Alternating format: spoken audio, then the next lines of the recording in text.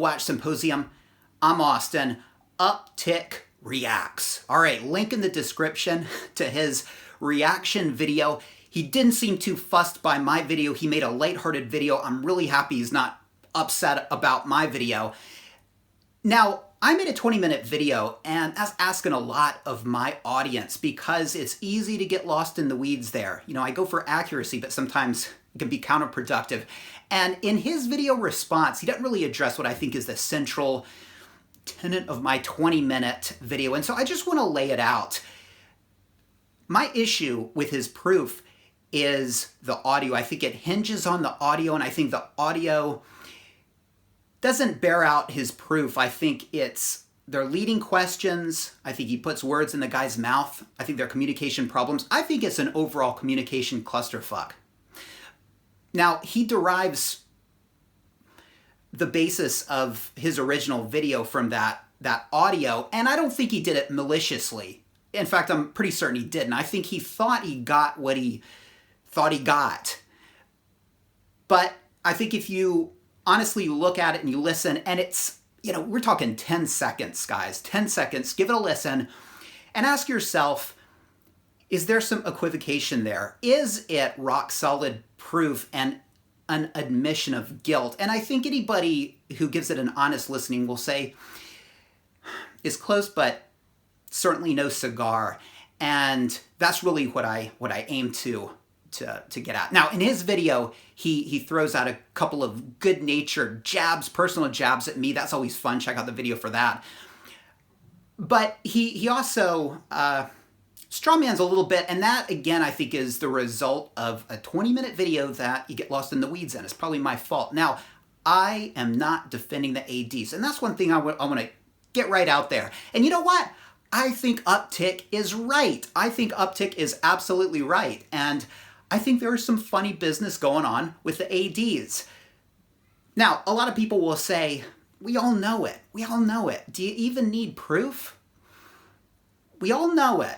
But if you're making a video claiming to have proof, then you do need proof. And I just don't quite think he delivered, and that's it. Now, am I going against Uptick? Absolutely not. I'm just stepping back, being an impartial judge of what he laid out and just saying, not quite there. Okay, it's not quite the mathematical proof I see it used in comments throughout many videos. Have you seen this? Have you seen this? It's like the checkmate.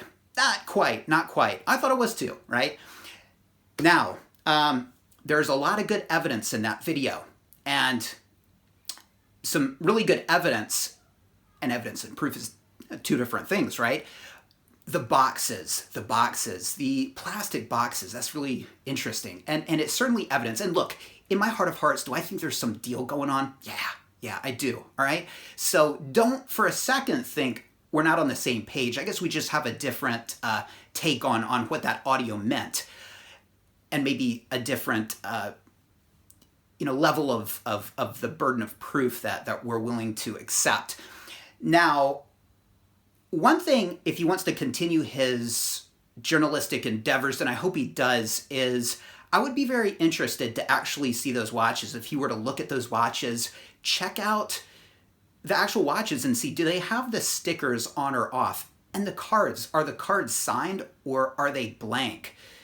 And that's interesting, and it's not something I've ever really looked at. And, you know, I want to head in and check out some cards as well. I want to see what's on those cards. Now, I know that here in Japan, you buy the watch and then the card comes a month later in the mail. And I'm not sure if that's the case in Hong Kong, all right? And so that would be kind of interesting to see if there's a bunch of X's handwritten on those cards. You know, that would mean there is, I don't know, a middleman, right? And if there's no X's, nothing, that's a little bit more, yeah, okay. That's again, good evidence.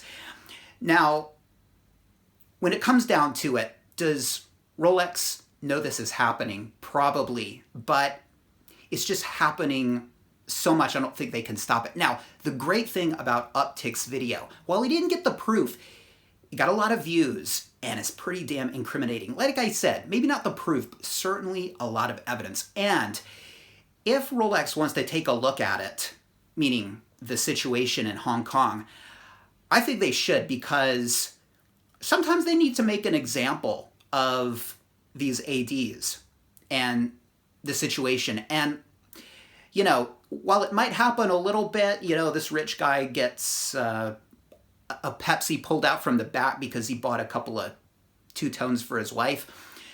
They're probably not going to pursue that, but they could certainly pursue 28 watches or however many were sold at one time on Easter Monday.